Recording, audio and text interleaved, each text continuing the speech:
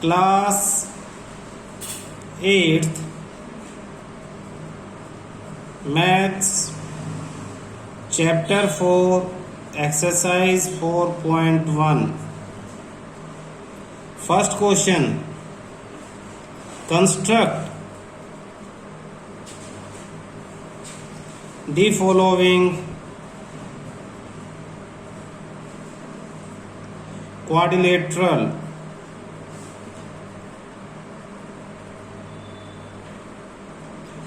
Construct the following quadrilateral. First आपका इसमें क्या है, quadrilateral A B C D, जिसमें ए बी की वैल्यू 4.5 सेंटीमीटर, बी सी की वैल्यू 5.5 सेंटीमीटर, सी डी की वैल्यू 4 सेंटीमीटर और ए डी की वैल्यू 6 सेंटीमीटर। इसके बाद ए सी की वैल्यू 7 सेंटीमीटर। तो अब देखो बेटा, सबसे पहले तो आप क्या करोगे कि आप रफली ये क्वाड्रिलेटरल बना लोगे ए बी सी डी। अपने बुक में देखो क्वेश्चन, तुम्हारे बुक में क्लियर है कि आपके पास एक क्वाड्रिलेटरल है, बनाना है आपको ए बी सी डी जिसका नाम है। तो रफली आप एक ऐसे 4 साइड सिंपल बना लोगे, 4 साइड, और उनका नाम लिख लोगे ए बी सी और डी।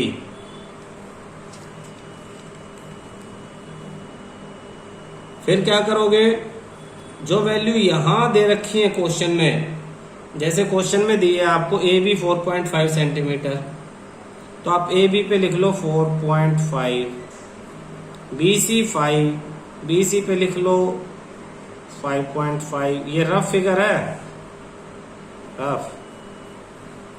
फिर सी डी 4, सी डी पे लिख लो 4, ए डी 6, ए डी पे लिखो 6 और ए सी 7, ये ए सी है, इस पे लिखोगे 7।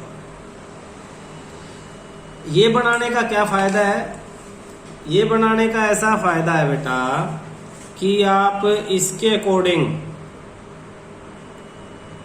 फिगर अपना बना सकते हो। सबसे पहले कौन सी लाइन ड्रॉ कर सकते हो ये सोच लो। आप सबसे पहले ये वाली ड्रॉ कर लो, या ये जो सबसे लंबी है ये भी ड्रॉ कर सकते हो सीधी।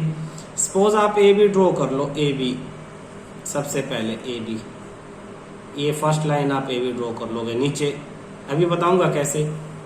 फिर ए से सी पे 7 सेंटीमीटर की आर्क लगेगी और बी से सी पे आर्क लगेगी, आपको पता नहीं है 5.5 की, तो सेकंड पे ये और ये थर्ड पे ये।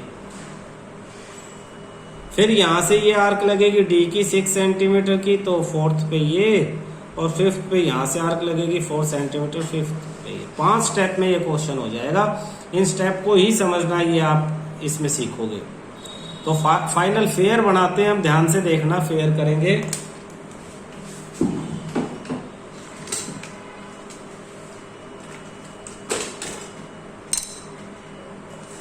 देखो सबसे पहले ए बी 4.5 या 7 वाली लंबे वाली भी बना सकते हो, लेकिन जैसे अभी हमने डिसाइड कर लिया हम वैसे ही बना लेते हैं।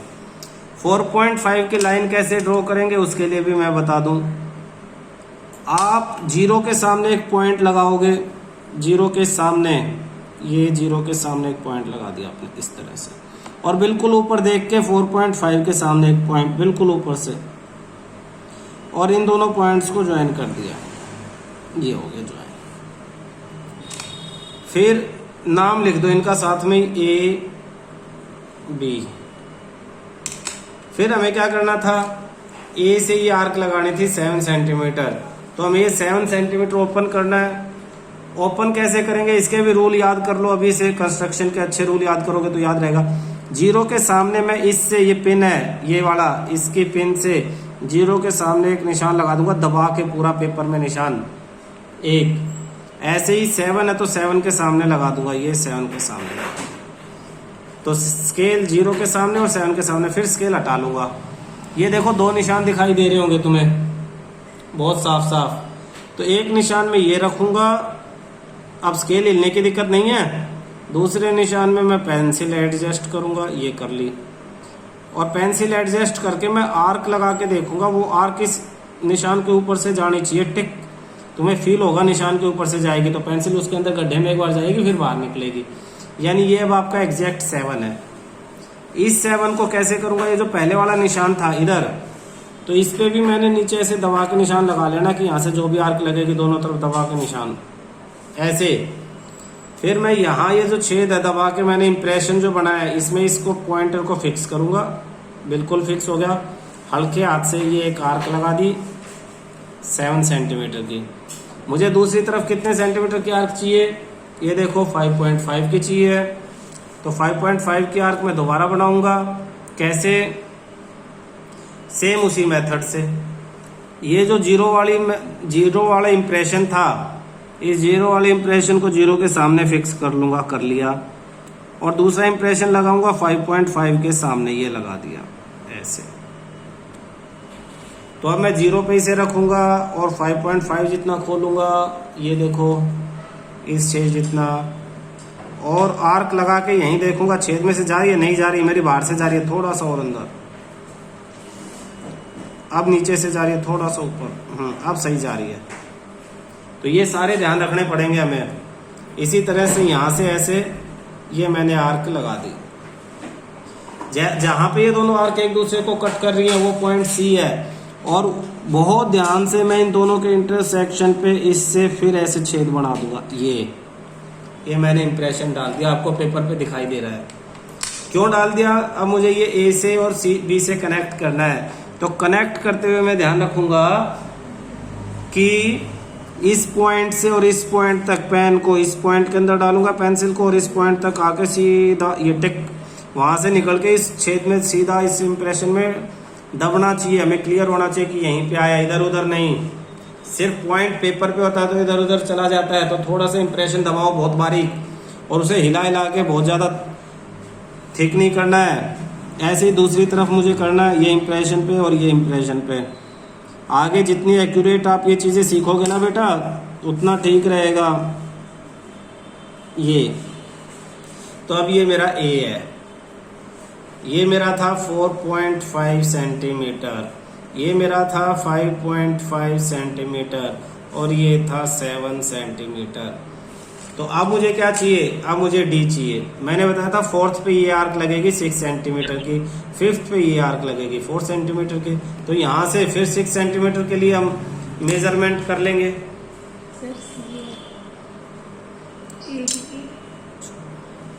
ये सी बना लो। तो यहाँ से 6 सेंटीमीटर का दोबारा मेजरमेंट कर लेंगे। देखो ये 0 से एडजस्ट किया हमने, और 6 सेंटीमीटर का ये एडजस्टमेंट किया। ये अब हम इसे उतना खोल लेंगे 6 सेंटीमीटर तक। ये खुल गया हमारा।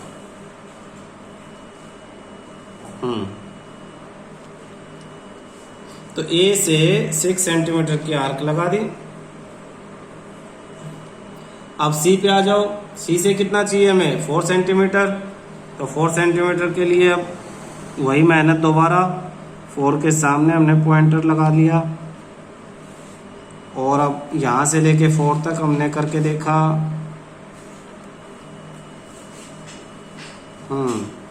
तो यहाँ सी से 4 दोनों ने कहाँ कट किया एक दूसरे को, यहाँ। तो इसे फिर वैसे ज्वाइन कर लो, इंप्रेशन बना दिया हमने।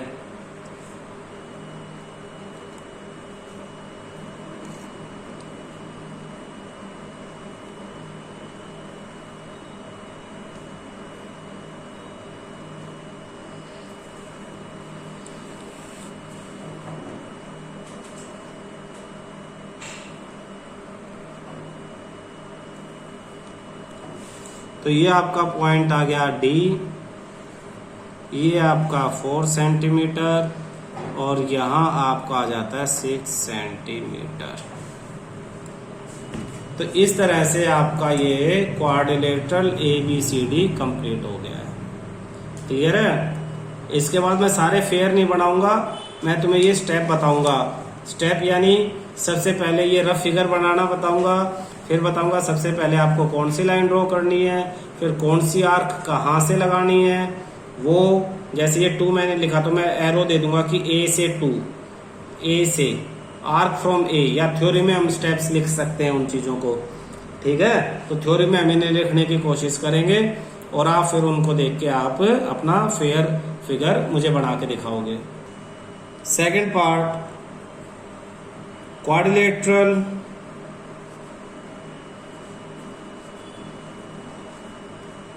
JUMP jump, JU equal to 3.5 centimetre, UM equal to 4 centimetre, MP equal to 5 centimetre, PJ equal to 4.5 centimetre और PU इक्वल टू 6.5 सेंटीमीटर। तो रफ फिगर बना के देखते हैं। जंप क्वाड्रिलेटरल है तो क्वाड्रिलेटरल, रफ क्वाड्रिलेटरल बना लो आप साइड में। JUMP जंप, JU 3.5 तो सब सारे लिखो इस पे। UM 4, MP 5, PJ 4.5 और PU 6.5। इसे मैं कुछ नहीं बताऊंगा बेटा, इसमें ये तुम्हें खुद करना। सेम पहले ये वाला डायगोनल कनेक्ट था, अब ये कनेक्ट है, तो इसमें कुछ भी ऐसा नहीं है जो फर्स्ट से अलग हो। आप सबसे पहले JU बनाओगे 3.5 सेंटीमीटर, फिर सेकंड पे from J make an arc of radius 4.5 centimetre, फिर from U make an arc of radius 6.5 centimeter which cut arc of radius 4.5 centimeter at P। पहले J से आर्क लगाओगे 4.5 सेंटीमीटर, फिर U से arc लगाओगे 6.5। जो पहले वाली 4.5 सेंटीमीटर की रेडियस वाली आर्क को P पे कट करेगी। Join J to P and U to P। J को P से ज्वाइन कर दो, U को भी P से ज्वाइन कर दो। यहां तक तो क्लियर हो गया। फिर from P make an arc, from P make an arc of radius 5 centimeter 6। from U make another arc of radius 4 centimeter which cut arc of radius 5 centimeter at M। 7th point join P to M and U to M। P को M से join कर दो और U को M से join कर दो। Now jump is required। Now JUMP is required quadrilateral jump he required quadrilateral है।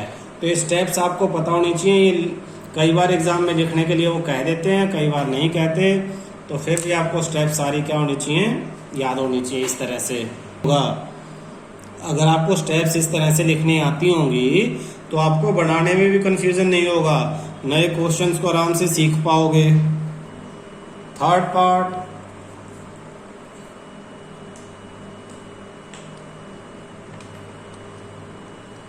पैरेललोग्राम। अब आपको क्या बनाना है, पैरेललोग्राम मोर।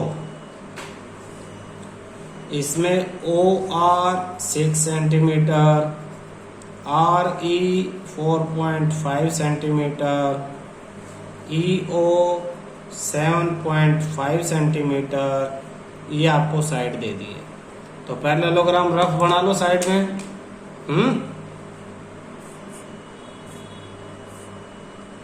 नाम लिख लो MORE मोर।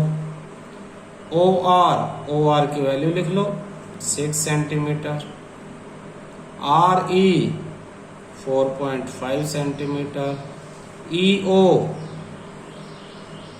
7.5 सेंटीमीटर। अब ये दोनों साइड बच गई तुम्हारी। अब तुम्हें इसमें पता होना चाहिए कि in parallelogram opposite sides are equal. In parallelogram opposite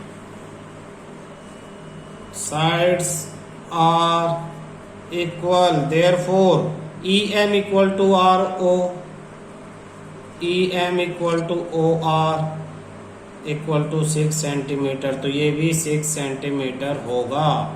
और MO equal to RE, MO equal to RE equal to 4.5 centimetre. तो ये भी 4.5 सेंटीमीटर होगी। अगर ये बात आपको याद नहीं रहती है,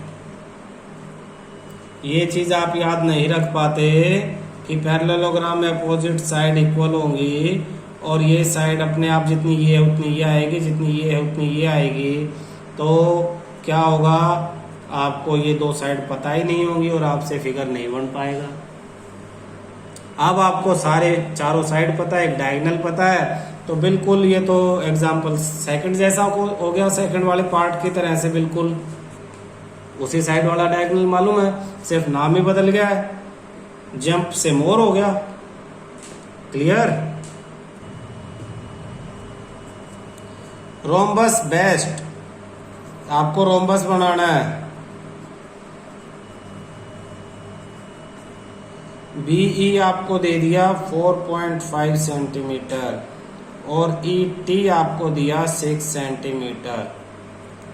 तो रोम्बस बना लो भाई, ये रोम्बस बन गया, नाम दे दिया बेस्ट।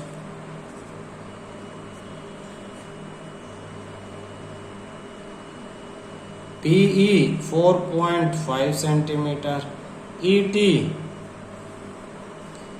6 सेंटीमीटर। आपको इसमें क्या लिखना पड़ेगा? In a rhombus all sides are equal, therefore BE बराबर ES बराबर ST बराबर TB बराबर कितना दे दिया? 4.5 सेंटीमीटर। तो सारी साइड्स 4.5, 4.5, 4.5 जैसी होगी, सिर्फ वैल्यू बदल गई अब साइड्स की। क्वेश्चन तो वही है, थर्ड और सेकंड जैसा, फर्स्ट जैसा। तो ये इसलिए पूछा ये क्वेश्चन ताकि ये प्रॉपर्टीज तुम्हें याद रह सकें। क्लियर है? यहाँ पे ये एक्सरसाइज आज खत्म हो जाती है।